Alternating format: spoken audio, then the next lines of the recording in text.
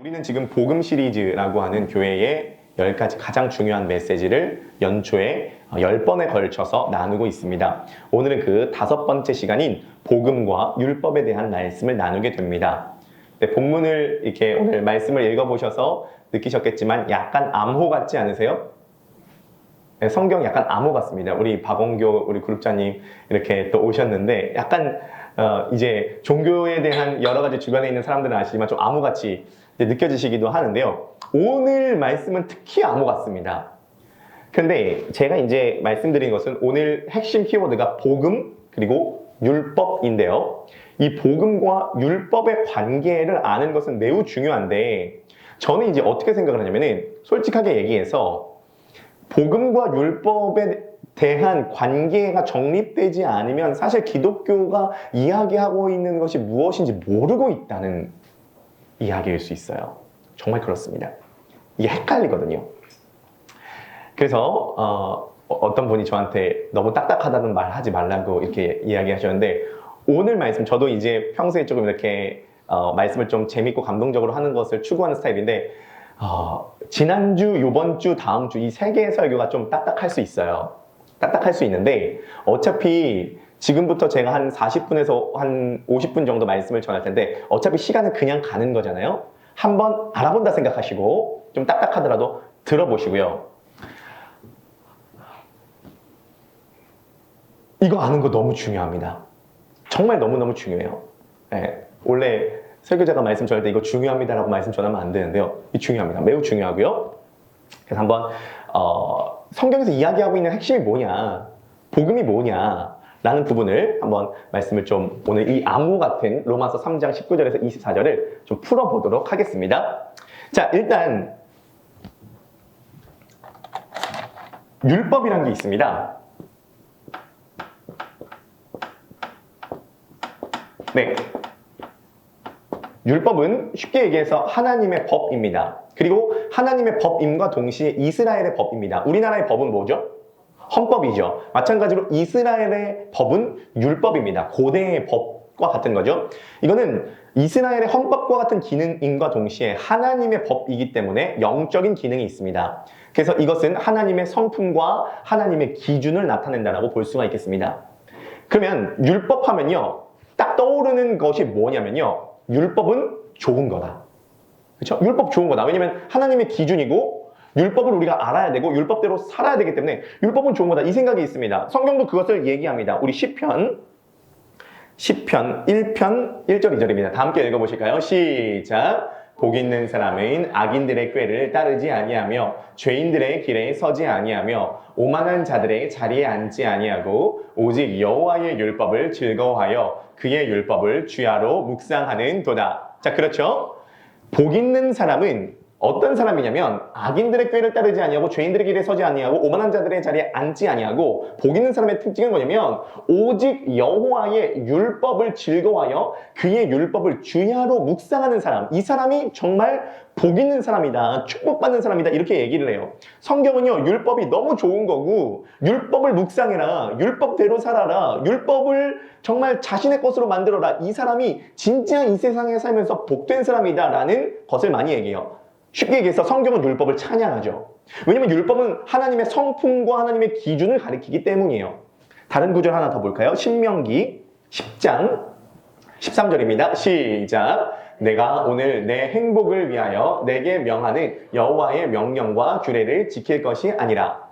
여기서 말하는 여호와의 명령과 규례가 다른 말로 율법입니다.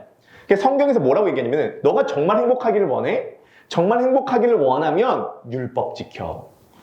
진짜 우리가 행복하기를 원하잖아요. 우리가 가정을 꾸리고 우리가 돈을 벌고 우리가 열심히 살아가는 이유가 뭐예요? 행복하기 원해서잖아요. 근데 성경은 뭐라고 얘기하냐면 너 행복하기 원해? 그럼 율법 지켜. 율법이 답이야. 율법대로 가. 이렇게 얘기를 합니다. 그러니까 율법은 매우 좋은 것처럼 보여져요. 그리고 실제로 매우 좋은 게 맞아요. 그런데 문제가 뭐예요? 성경이 우리를 너무 헷갈리게 한다는 것입니다. 구약 성경을 보면 또 신약 성경을 보면 율법이 너무 좋은 것처럼 그려지는데 율법이 안 좋은 느낌처럼 말하고 있는 그런 구절들이 있다는 거예요.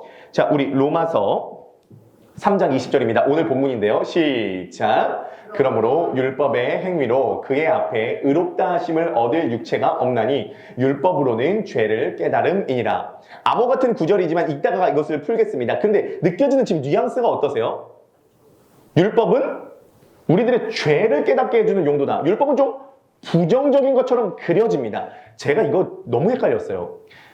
그래서 율법이 좋다는 거냐 싫다는 거냐 이런 고민 안 해보셨습니까? 예, 저만 해본 것 같은데요. 율법이 좋다는 거야 안 좋다는 거야? 그죠? 갈라디아서를 가면 조금 더 심해집니다. 성경은 구약이 있고 신약이 있는데 이 갈라디아서는 이제 신약에 나오는 말씀이죠. 네, 우리 갈라디아 3장 10절입니다. 읽어보실까요? 시작. 속한 자들인 저주 아래에 있나니 기록된 바 누구든지 율법책에 기록된 대로 모든 일을 항상 행하지 아니하는 자는 저주 아래에 있는 자라 하였음이라. 보세요. 율법 행위에 속한 자들은 저주 아래에 있대요. 아니 그러면 도대체 율법을 행하면은 너가 복이 있고 율법을 주야로 묵상하는 자에게 복이 있고 율법을 지키는 자가 행복하다라고 이야기를 하는 성경이 있고 어느 성경에서는 율법 행위에 속한 자는 저주 아래에 있는 자라고 이렇게 이야기를 합니다. 그렇죠?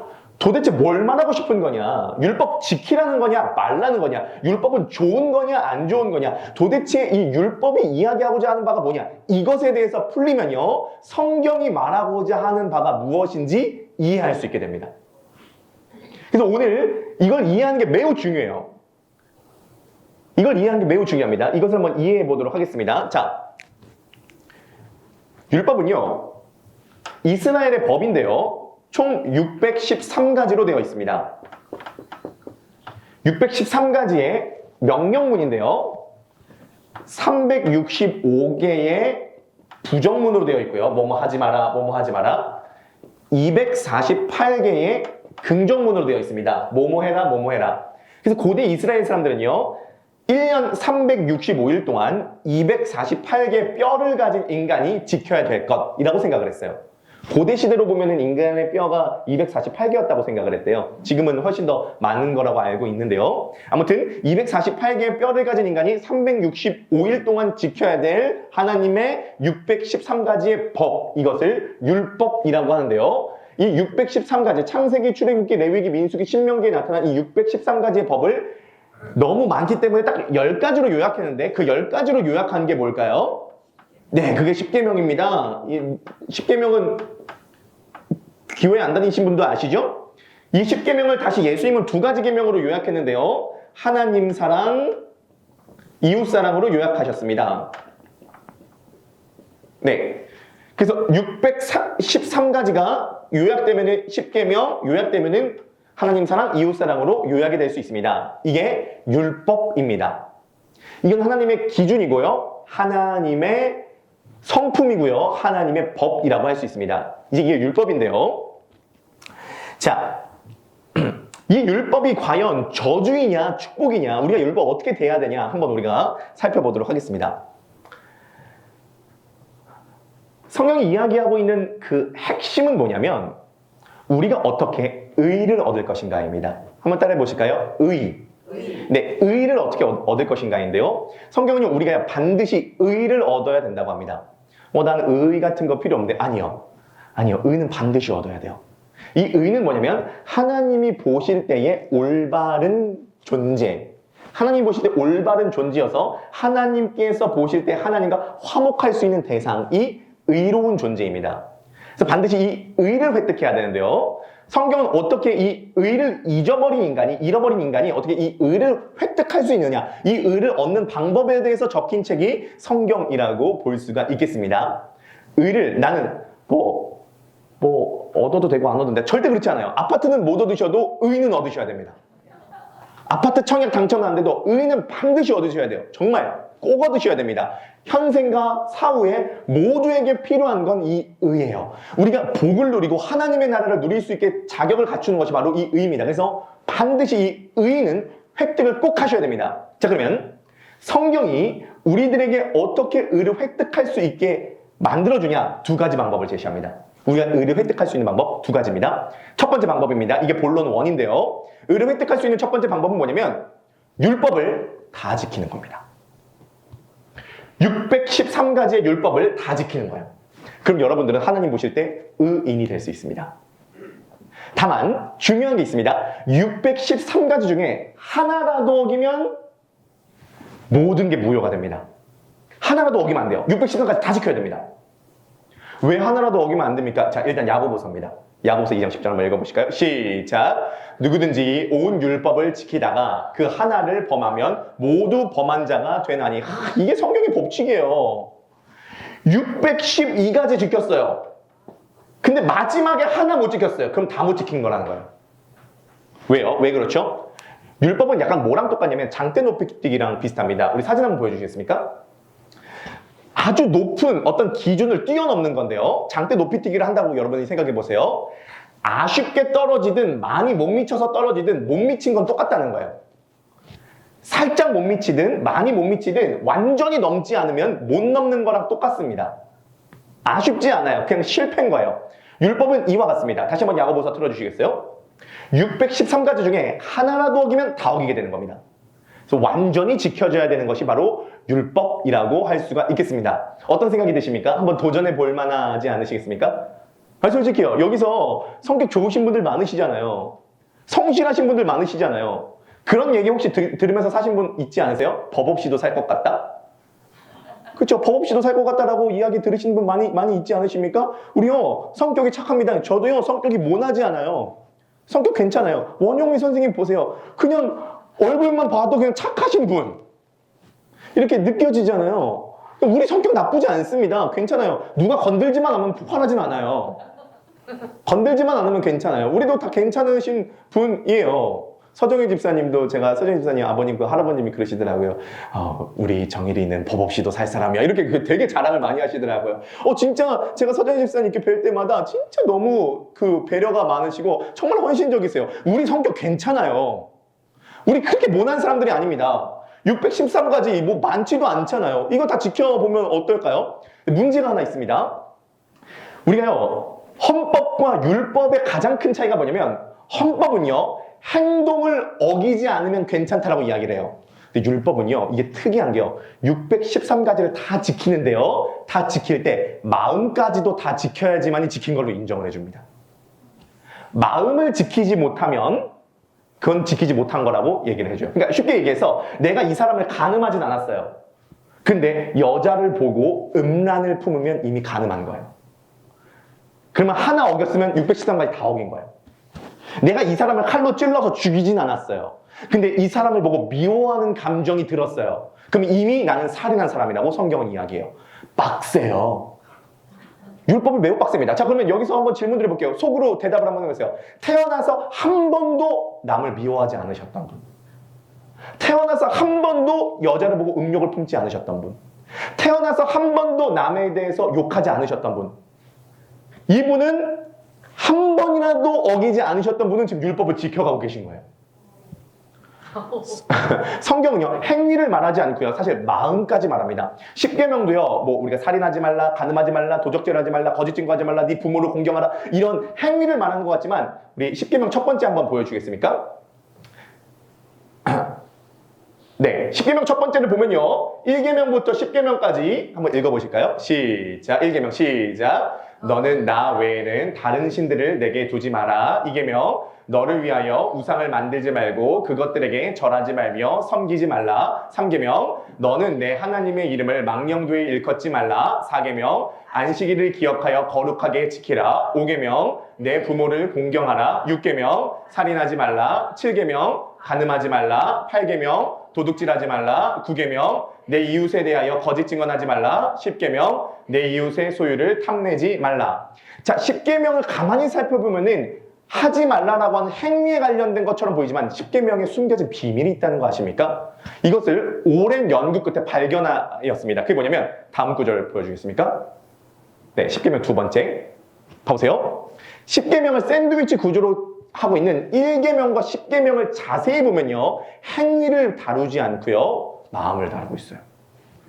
너는 나 외에는 다른 신을 내게 두지 마라. 10계명, 내 이웃의 소유를 탐내지 마라. 1계명은요, 우상 숭배를 다루고 있고요, 2계명은요, 탐심에 대해서 다루고 있어요. 바꿔서 얘기해서 마음의 문제를 다루고 있어요.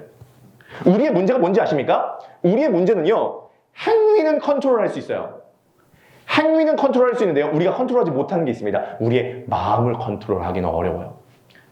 그렇지 않습니까? 만약에 여러분들의 마음이 오늘 여기 방송된다고 생각을 해보세요. 당당하게 여기 앉아 계실 분이 있으신가요? 사람을 만날 때 여러분의 마음이 보여지고 있다고 생각을 해보세요. 당당하게 그 사람 만나실 수 있는 분이 계신가요? 전혀 솔직히요. 여기 계신 분들이 일주일간 제 마음속에서 어떤 일이 일어났는지를 아신다면요. 여기서 제 설교를 들으실 분은 아무도 없으실 거예요. 여러분들의 마음속에서 어떤 일이 일어나는지 아신다면요. 사람을 만나실 분이 아무도 안 계실걸요. 우리의 마음은 더럽혀졌어요. 그래서 우리의 마음은요. 드러나지 않기 때문에 괜찮다 보이지 실제로 우리 마음을 보면요. 매우 큰 문제들이 보이게 됩니다. 십계명은 사실 행위를 다루고 있는 것처럼 보이지만 마음을 다루고 있어요.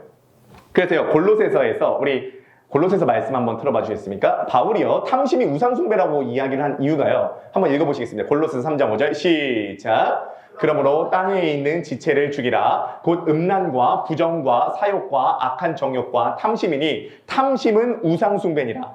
그러니까 이제 이게 이해가 되는 게 왜 탐심이 우상숭배냐라고 제가 이해를 못했는데 10계명에 보면요. 우상숭배가 1계명이고 탐심이 10계명이에요. 그러니까 지금 바울이 얘기하는 게 뭐냐면 10계명은 1계명과 마지막 계명이 연결되어 있고 이건 결국 마음의 문제다라고 지금 바울이 통찰을 하고 있다는 것입니다. 다시 한번요. 어떻게 하면 성경은 우리가 의를 획득해서 하나님과 바른 관계가 되어서 하나님 나라를 누릴 수 있게 되는가에 대한 문제인데요. 의를 획득하는 첫 번째 방식은요. 율법 지키는 겁니다. 율법은요. 613가지를 다 지키는 거고요. 중요한 건 마음까지 지키는 거예요. 만약에 이 율법을 지켜서 의를 획득하면 받을 수 있는 복이 나옵니다. 네, 이 복을 우리가 꼭 받아야 되는데요. 신명기 28장 한번 들어주실까요? 신명기 28장 그 복이 굉장히 많은데요. 1절에서 6절까지만 읽어보도록 하겠어요. 율법을 다 지켜서 의를 획득한 자가 받는 복입니다. 바라기는 우리 크로스포인트 교회 성도님들이 이 복을 꼭 받으실 수 있기를 주님의 이름으로 간절히 축원합니다. 네, 우리 한번 읽어보실까요? 1절부터 시작. 내가 내 하나님 여호와의 말씀을 삼가 듣고 내가 오늘 내게 명령하는 그의 모든 명령을 지켜 행하면 내 하나님 여호와께서 너를 세계 모든 민족 위에 뛰어나게 하실 것이라. 자, 율법 지킨 자가 받는 복에 대해서 이제부터 나옵니다. 시작. 내가 내 하나님 여호와의 말씀을 청종하면 이 모든 복이 내게 임하며 내게 이르니니 성읍에서도 복을 받고 들에서도 복을 받을 것이며 내 몸의 자녀와 내 토지의 소산과 내 짐승의 새끼와 소와 양의 새끼가 복을 받을 것이며 내 광주리와 떡반죽 그릇이 복을 받을 것이며 내가 들어와도 복을 받고 나가도 복을 받게 될 것이라. 아멘. 성경은 복에 대해서 매우 강조하고요. 복을 받으라고 얘기를 합니다. 성도 여러분, 복을 받으시길 축복해요. 성경은 복을 약속합니다. 물질의 복도 약속하고 가정의 복도 약속하고 건강의 복도 약속하고 다양한 복을 약속해요. 사실 이것은 하나님과의 관계가 회복되었을 때 나타나는 영적인 복을 우리가 이해하지 못하기 때문에 우리가 이해하는 용어로 육신의 용어로 성경은 해석을 하고 있는 것도 있지만 하지만 육신적으로 복을 받아요. 우리는 하나님께서 우리들을 부르신 이유는 우리들에게 복 주시기 위해서 부르신 겁니다. 이거는 너무 기복주의 아니야? 아니에요. 기복주의가 아니라 실제로 하나님께서는 우리들에게 복을 주시기를 원하십니다. 근데 이 복을 받으려면 의를 획득해야 돼요. 만약에 이 율법을 다 지키지 못해서 의를 획득하지 못하면 세이브가 아니라 의를 획득하지 못했을 때 하나님과의 관계가 어그러졌을 때 나타나는 저주가 있어요. 신명기 28장을 항상 볼 때요. 우리는 항상 들어와도 복을 받고 나가도 복을 받고 이 구절만 보는데요. 신명기 28장 후반절이 있다는 거예요. 의를 획득하지 못했을 때 하나님께서 우리들에게 내릴 저주가 있습니다. 한번 보실까요? 네, 신명기 28장 16절 26절. 참고로 하나님의 율법을 다 지켜서 의를 획득해서 받을 복에 대해서는 10가지 정도로 나와 있고요. 법을 지키지 못해서 의를 획득하지 못했을 때 나타난 저주는요 40가지 저주가 나옵니다. 네, 그 중에 일부입니다. 한번 읽어보실까요? 시작. 여러분이 가정에서도 저주를 받고 일터에서도 저주를 받을 것이며 여러분이 먹을 음식에 저주가 내리고 여러분의 자식과 농사와 가축이 저주를 받을 것입니다. 그리고 여러분이 하는 일마다 저주를 받아 잘 되지 않을 것입니다. 만일 여러분이 악을 행하고 여호와를 저버리면 여호와께서 여러분이 하는 모든 일에 저주와 혼란과 재난을 일으켜 결국 여러분은 졸지에 망하게 될 것입니다.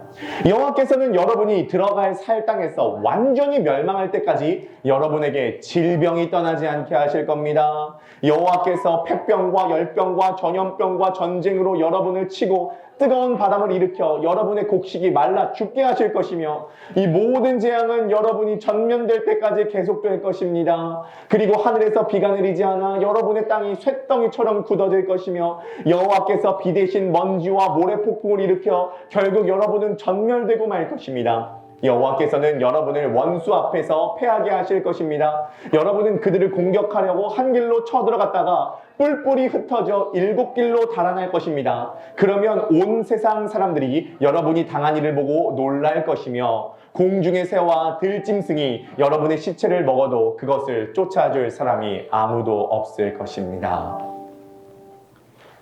이것이 율법을 하나라도 어겼을 때에 받을 저주에 대해서 성경이 이야기를 하는 거예요. 그 외에 어떤 저주가 나오는지 말씀드릴게요.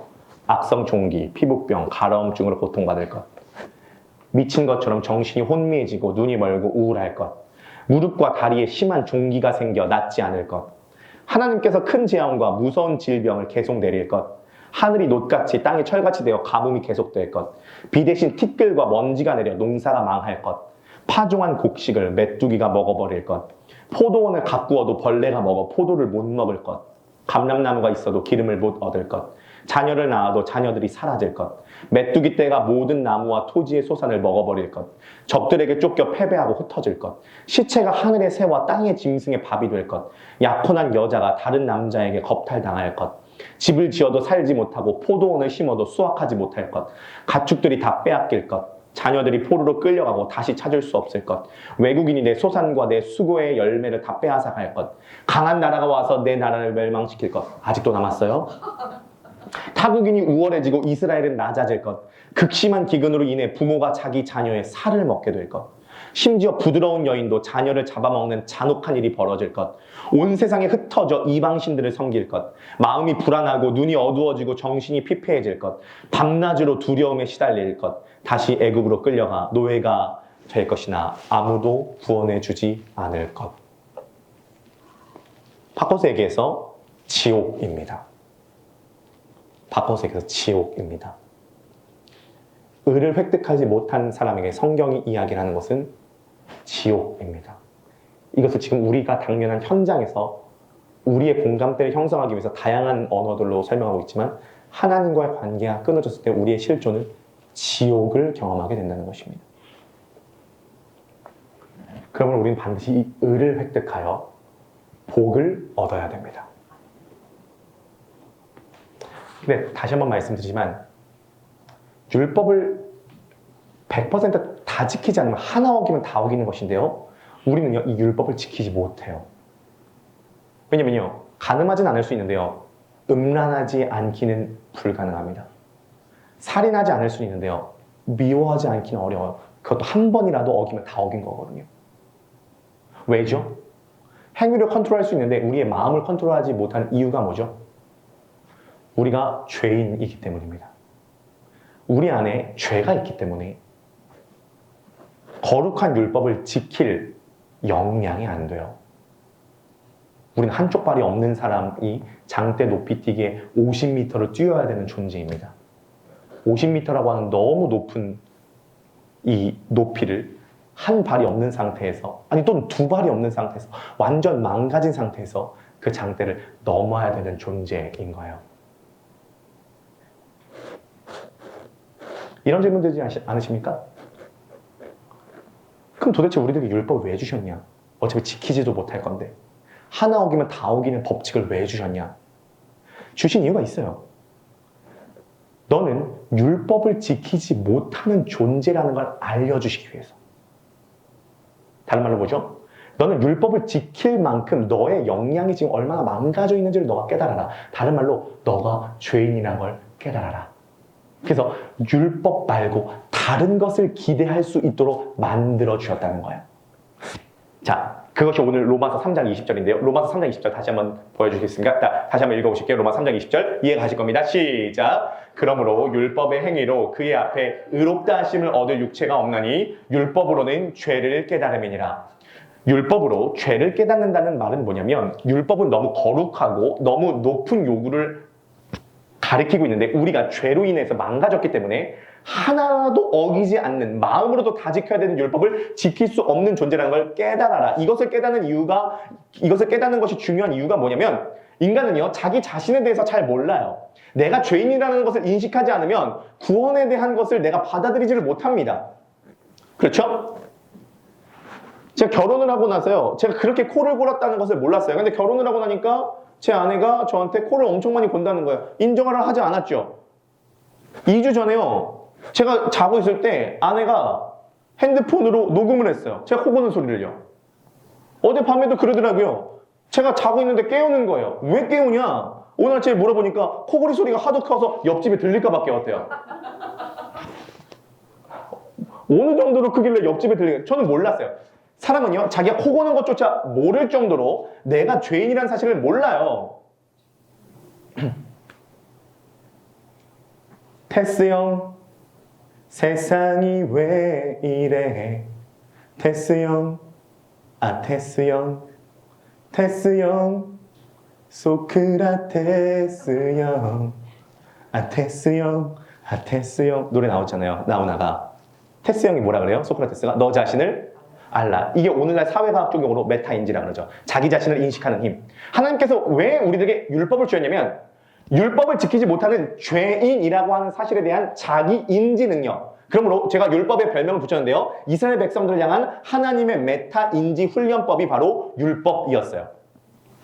율법은요 우리를 진단해요. 우리가 죄인이라는 것을 진단하고요 너무 높은 요구를 가리킴으로써 우리가 그 요구에 한참 못 미치는 존재라는 것을 인식하게 만들어요. 그래서 우리를 절망하게 만들죠. 우리의 행위와 우리의 마음으로는요 절대 율법을 다 지킬 수 없는 존재라는 것을 깨닫게 만든다는 거예요. 그게 성경이 우리들에게 말하는 첫 번째 메시지예요. 자, 우리 첫 번째 적용 질문 한번 읽어보실까요? 우리 첫 번째 적용 질문입니다. 당신은 성경에 나오는 저주를 받기 원하십니까? 복을 받기를 원하십니까? 어떻게 하면 이 복을 얻을 수 있겠습니까? 다시 한번요. 당신은 성경에 나오는 저주를 받기를 원하십니까? 복을 받기를 원하십니까? 어떻게 하면 이 복을 얻을 수 있겠습니까? 잘 쫓아오고 계십니까? 너무 어렵진 않으세요? 괜찮으세요? 네, 그룹장님 괜찮으세요? 네, 잘 쫓아오고 계시죠? 네. 이게 굉장히 어려운 얘기지만 제가 이제 이 얘기를 주일 예배 때 왜 하냐면요. 우리가 믿고 있는 말을 알고 믿자는 겁니다. 모르고 믿는다면 믿고 있는 게 아닐 수 있어요. 자, 이런 겁니다. 믿고 안 믿고는 두 번째 문제예요. 하지만 알아야지 믿는 거예요. 내가 정확한 실체가 없다면 내 믿음이 어떤 믿음인지 모를 수가 있어요. 정확히 알아야 됩니다. 성경은요, 우리가 어떻게 의를 얻을 수 있는지, 하나님과의 관계가 끊어진 우리가, 의를 잃어버린 우리가 어떻게 의를 얻을 수 있는지에 대해서 이야기를 하는 거예요. 의를 잃어버리면요, 저주받아요. 지옥이에요.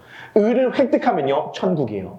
의를 얻을 방법 두 가지예요. 첫 번째, 율법 지키라는 거예요. 근데 다 지켜야 돼요. 마음으로도 지켜야 돼요. 근데 못 지켜요. 왜? 우리가 죄인이라는 거예요. 그래서 율법 주셨어요. 죄인이라는 걸 알라는 거예요. 율법은 진단 키트예요. 너가 암에 걸렸다.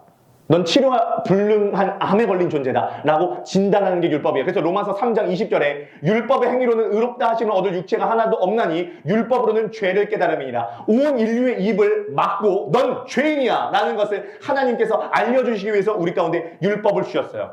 그래서 율법 말고 이제 다른 걸 기다리라는 거예요. 하나님께서 의를 획득할 수 있는 두 번째 길을 열어주셨습니다. 오늘 본문 21절입니다.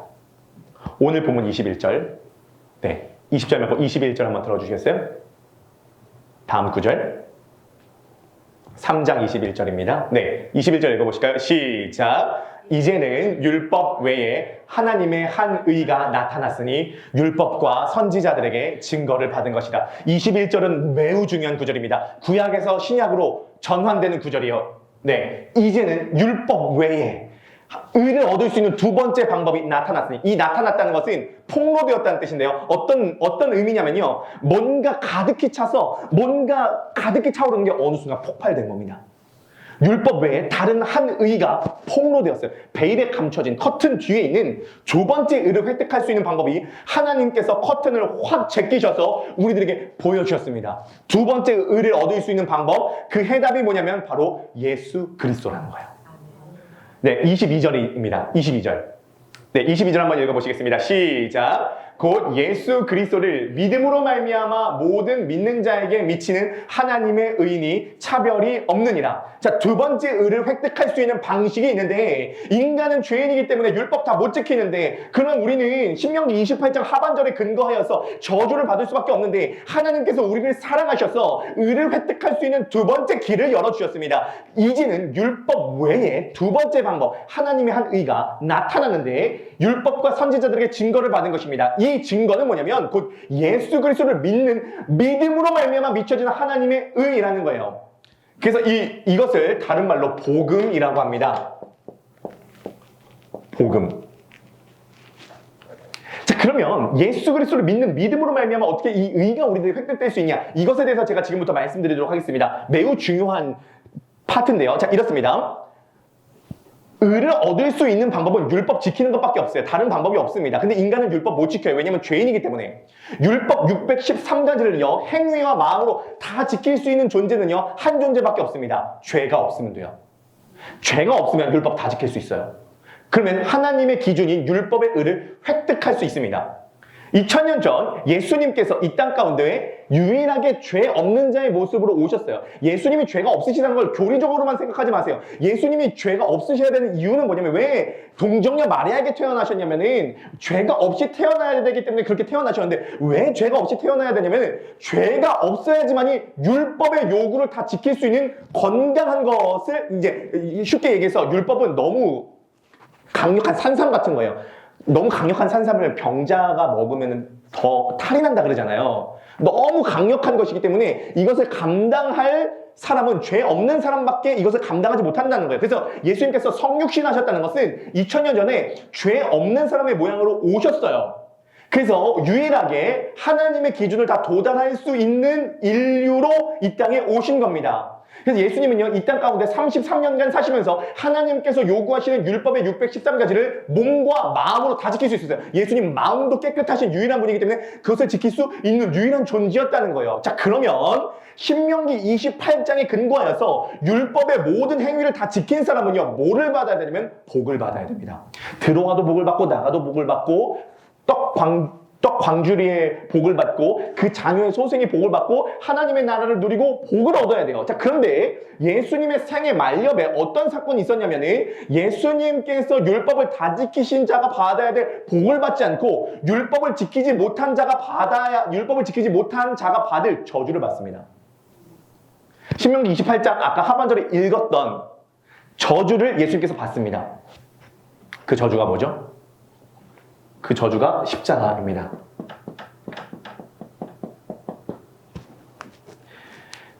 예수님은요, 율법의 613가지를 다 지켜서 의를 획득하셨는데 율법을 지키지 못한 자가 받을 저주를 받으셨습니다. 자, 그러면 예수님이 율법을 다 지키셨기 때문에 이 의가 있잖아요. 율법을 다 지키셨기 때문에 이 의가 있는데 율법을 지키지 못한 자가 받을 저주를 받았어요. 그러면 우리는 계산을 해보자는 거예요. 어떤 계산을 해봐야 되냐면, 예수님께서 지키신 이 의는 도대체 어디 갔냐는 거예요. 예수님께서 지키신 이 의는 어디 갔죠? 예수님은 율법을 지키지 못한 자가 받아야 될 저주를 받았는데요. 그래서 신명기 말씀에 의하면은 나무 아래 달린 자는 저주를 받는 자라고 했을 때, 그 저주는요, 율법을 지키지 못한 죄인이 받을 저주인 거예요. 그래서 예수님께서 죄인이 되셔서 죄인이 받을 저주를 받으셨어요. 그럼 예수님께서 율법을 다 지키셔서 얻으신 의와 복은 어디 갔냐는 거예요. 이 의가 어디 갔냐면, 율법을 지키지 못했지만 예수 그리스도를 믿는 우리들에게 이 의가, 예수 그리스도께서 다 획득하신 이 의가 우리들에게 건너오게 됐다는 겁니다. 예수 그리스도를 믿는 우리들에게 마치 올림픽 금메달을 딴 이 금메달 메달을, 예수 그리스도를 믿는 우리들에게 이 금메달을 씌워주셨다는 거예요. 이것을 뭐라 그러냐면은, 기억하시면 좋겠습니다. 이 용어를요, 그리스도의 의의 전가라고 합니다. 한번 따라해주시면 감사하겠습니다. 그리스도의 의의 전가. 의를 획득하는 방법은요, 율법 다 지키든지 예수 그리스도를 믿든지 둘 중에 하나예요. 그런데 성경은 이야기해요. 우리 율법 못 지킨다. 그러므로 율법을 이미 다 지키셔서 죄 없는 자로서 율법을 다 지키셔서 의를 획득하신 그 주님을, 그 십자가를 믿는 사람은요, 그 예수 그리스도께서 율법을 다 지키신 그 의가 나에게 온다는 거예요. 그래서 우리가 그 의를 얻게 됐다는 겁니다. 그래서 우리는 예수 그리스도를 믿음으로 의인이 됐다는 것이죠. 그래서 우리가 이 예수 그리스도의 의를 얻었기 때문에 우리가 하나님 나라를 누릴 자격이 있게 됐다는 겁니다. 그래서 우리는 복을 누리게 될 수 있다는 거예요. 신명기 28장에 나오는 복을 누릴 수 있게 되는 이유가 뭐냐면 예수 그리스도께서 율법을 다 지키셔서 그 지키신 율법이 나에게 건너왔기 때문에, 그것을 믿기 때문에 우리가 의인이 됐다는 거예요. 그러면 여러분, 예수 그리스도를 믿음으로 말미암아 우리가 의인이 된다면 여러분들은 신명기 28장에 나오는 복을 누릴 자격과 조건을 갖추게 되는 것이죠. 하나님 나라를 누릴 자격과 조건을 갖추게 되는 것이죠. 그러므로 여러분, 우리가 예수 그리스도의 의를 의지해야 돼요. 오늘도 이 예수 그리스도의 의를 의지해야 돼요. 이 의는요, 율법을 다 지키는 의입니다. 하나님께서는요, 예수 그리스도를 믿는 자에게는요, 율법을 다 지킨 존재로 간주해 주십니다. 다시 한번요, 하나님은요, 예수 그리스도를 믿는 성도들을요, 율법을 다 지킨 존재로 여겨주세요. 그래서 오늘도 우리가요, 이 예수 그리스도의 의를 의지해야 돼요. 우리가 예수 그리스도의 의를 의지하여서 일어나고, 예수 그리스도의 의를 의지하여서 숨쉬고, 예수 그리스도의 의를 의지하여서 일을 하며, 예수 그리스도의 의를 의지하여서 설교하고, 예수 그리스도의 의를 의지하여서 기도하며, 예수 그리스도의 의를 의지하여서 예배드리고, 예수 그리스도의 의를 의지하여서 하나님께 나아가고, 예수 그리스도의 의를 의지하여서 기도하고, 예수 그리스도의 의를 의지하여서 사랑할 수 없는 사람을 사랑하고, 예수 그리스도의 의를 의지하여서 교회를 세워가야 되고, 예수 그리스도의 의를 의지하여서 사업을 해야 되고, 예수 그리스도의 의를 의지하여서 부모를 섬겨야 되고, 예수 그리스도의 의를 의지하여서 하나님을 섬겨가야 되고, 예수 그리스도의 의를 의지하여서 자녀를 키워야 되고, 예수 그리스도의 의를 의지하여서 내 인생을 경영해야 되고, 예수 그리스도의 의를 의지하여서 밥 먹어야 되고, 예수 그리스도의 의를 의지하여서 숨쉬고, 예수 그리스도의 의를 의지하여서 찬양하고, 예수 그리스도의 의를 의지하여서 죽음 이후에 하나님 앞에 섰을 때에도 우리가 당당하게 하나님 앞에 내놓을 수 있는 것은 예수 그리스도의 의를 갖고 가는 것이에요. 그래야지만 하나님께서 그 예수 그리스도의 의를 보고 율법을 다 지킨 존재라고 간주하셔서 하나님께서 우리들에게 하나님 나라를 선물로 주실 수 있는 자격과 조건이 바로 그 예수 그리스도의 의에 있다는 것이에요. 그래서 오늘도 우리들이 기도하고 찬양을 할 때 우리가 뭐를 위해서 찬양하고 기도를 해야 되냐면, 이 땅 가운데 죄 없는 자로 오셔서 율법의 모든 요구를 다 이루시고 십자가에 달려서 율법을 지키지 못한 자가 받을 저주를 다 받으시고, 예수 그리스도를 믿는 자들에게 미친 하나님의 의를 선물로 주신 그 예수 그리스도의 의를 힘입는 자에게 복을 주시기 때문에, 오늘도 우리가 예배를 할 때 우리가 선포하고 의지해야 될 것은 예수 그리스도의 의라는 것이죠. 의를 획득할 수 있는 두 번째 방법은요, 예수님의 의를 의지하는 것입니다. 우리 23절 읽어보실까요? 23절. 네, 23절 읽어보겠습니다. 시작. 모든 사람이 죄를 범하였음에 하나님의 영광에 이르지 못하다니. 이것이요, 하나님의 영광 기준이 너무 높아요. 우리가 아무리 발버둥 쳐도 그 영광에는 절대 이르지 못하죠. 24절입니다. 시작. 그리스도 예수 안에 있는 속량으로 말미암아 하나님의 은혜로 값없이 의롭다 하심을 얻은 자 되었느니라. 네, 하나님의 은혜로 값없이 의롭다 하심을 얻은 존재가 되었어요. 네. 마지막 결론입니다. 우리 두 번째 적용 질문 먼저 한번 읽어보고 결론 맺을까요? 네, 적용 질문 두 번째입니다. 한번 읽어보실까요? 시작. 스마트폰도 충전이 필요하듯 우리에게는 살아갈 힘이 필요합니다. 당신은 어디에서 그 힘을 얻으십니까? 네, 스마트폰도 충전이 필요하듯 우리들에게도 에너지가 필요해요. 당신은 어디에서 그 힘을 얻으십니까?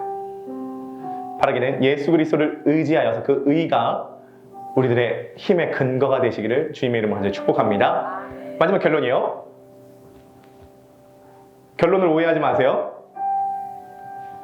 이제 우리는 율법 지키면 됩니다.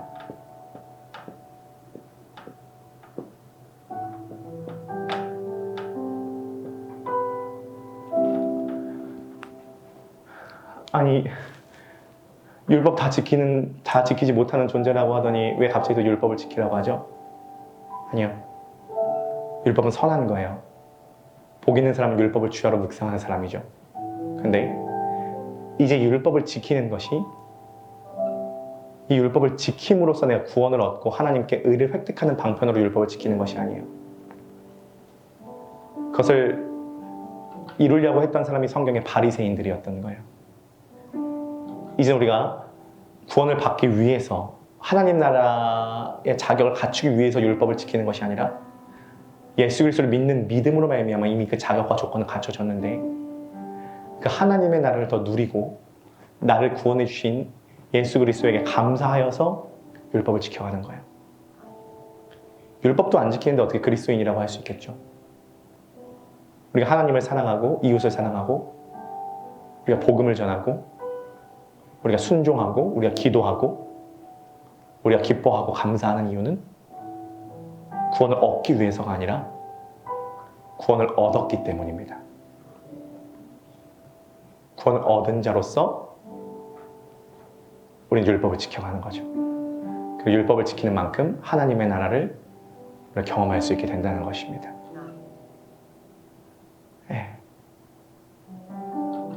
예수 그리스도를 통과하지 않은 율법은요, 율법의 저주에 갇혀 있다고 성경이 이야기해요. 하지만 율법의 의를 다 이루신 예수 그리스도의 의를 의지하는 자는요, 기쁨과 즐거움으로 율법을 지켜가는 거죠. 하나님의 법을 지켜가게 되는 겁니다. 그 과정 가운데 우리는 힘을 얻고요, 지혜를 얻어요, 생명을 얻죠. 지금 여러분 말씀을 들으시면서 속으로 기도하시면서 들어보세요. 저 예수 그리스도의 의를 의지합니다. 예수 그리스도의 의를 사모합니다. 그 예수 그리스도의 생명이 내 안에 작동되게 하여 주옵소서. 그 예수 그리스도의 의로 움직이게 하시고 예수 그리스도의 의로 사랑하게 하시고 예수 그리스도의 의로 지금 이 시간 주님을 경배하게 하옵소서. 주님이 이렇게 복잡한 과정을 거치신 이유는요, 어떻게든 우리들에게 의를 선물해 주시기 원하시는 이유는요, 우리를 그만큼 사랑하시기 때문입니다. 사랑의 내용이 이렇다는 거예요. 하나님이 우리를 사랑하시기 때문에 어떻게 우리들을 여기까지 인도해 주셨냐. 사랑의 내용이 이렇다는 것입니다.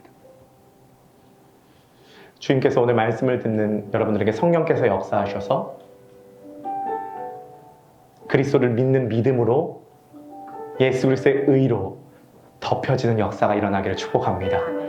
만약에 말씀을 듣고 믿음이 생기신다면 속으로 아멘 하세요. 주님, 제가 하나님 앞에 섰을 때 주님의 의를 의지합니다. 이것을 믿습니다. 이 의를 힘입기를 소원합니다. 이 의로 충전받기를 원합니다.